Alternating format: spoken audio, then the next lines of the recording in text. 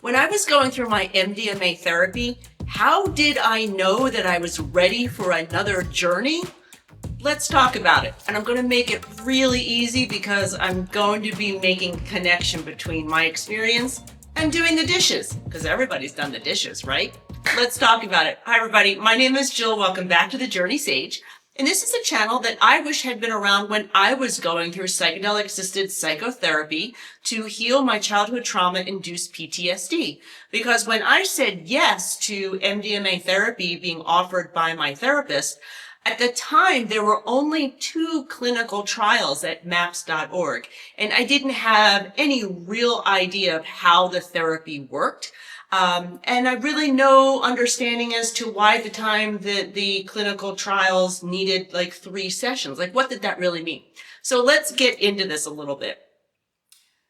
As a basic summary, I knew I was ready for another MDMA journey when my fear from my childhood, basically the fear from my father, because my father used to beat me pretty regularly and was one of those people, one of those narcissists that like to kind of pull the rug out from under you. So I was super hyper vigilant. I was scared of everything. And what I found is that after each journey, and I had 3 journeys over the course of a year, when I stopped having perspective shifts about my childhood and the fear was still there. So it was kind of like, you were running a race and the finish line just kept getting further and further and further away, and you were getting tired and tired and tired. That's how I kind of felt. I kind of felt like, oh, there's a finish line somewhere, but I'm not there yet, and I'm too scared to keep going.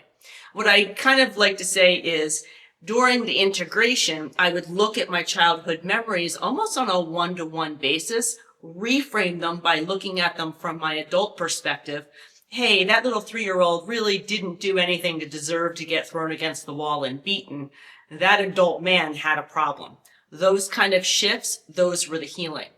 But when those perspective shifts stopped and the fear was still deep in my body, that's when I knew it was time for another session. And my doctors let me decide the timeline.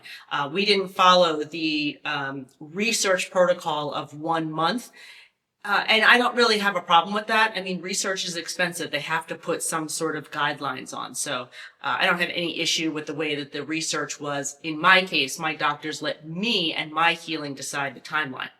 So people have said to me, well, okay, I've never worked with a psychedelic. I don't really understand what you're talking about shifting the perspective. Give me another, how do I understand this, Jill?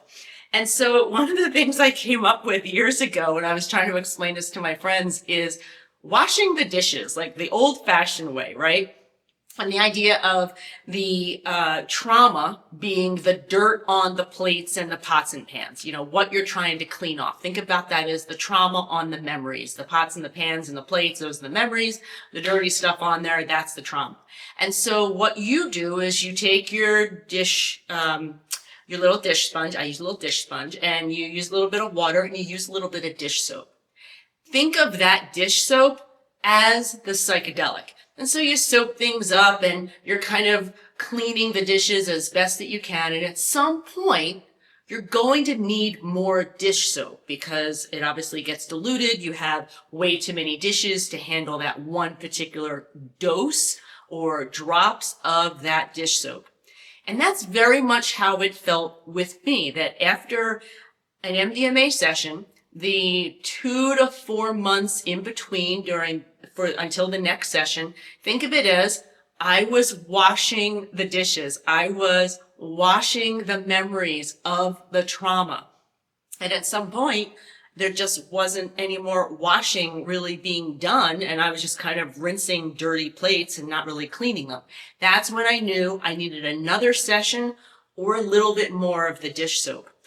Can I tell you exactly why I sometimes needed more dish soap or why 3 particular dashes of dish soap is what I needed? No, I can't explain any of that. I don't exactly know why, but that dishwashing analogy is one of the easiest ways that I can explain to people. Sometimes you just need more help And, that's why for me, I needed 3 MDMA sessions, and it just happens to align with the research. But, and this is a big but, I don't discount the idea that there are other people out in the world who might only need 2 sessions, or people who might need 4 sessions. I think it depends on the trauma, depends on the amount of fear in the body, depends on the trust that the person has with the people who are working with him or her. So I think there's a lot of factors in there that as we learn more and more about this compound and how it interacts with trauma with, the variety of research that's going on out there, I think we're going to have a better perspective in like 5 years of why certain things take longer with different people than we have right now. And in my mind, that's cool. If you need a little bit more dish soap to clean your dishes, what does it matter? So there you go. That's my example, the easiest analogy I can come up with where, hey, sometimes the healing just kind of comes to a little bit of a standstill and you need a little bit more dish soap or a little bit more psychedelic. If you want to learn more about my particular MDMA healing story, that's where my memoir comes into play.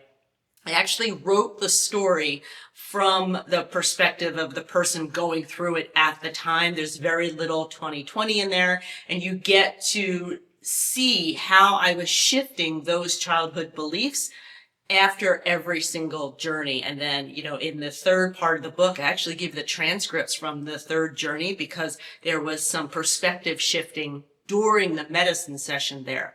I also have, if my childhood story stuff is a little too much, I also have a 5-day free email course that gives you a beautiful bird's eye view of what MDMA therapy is.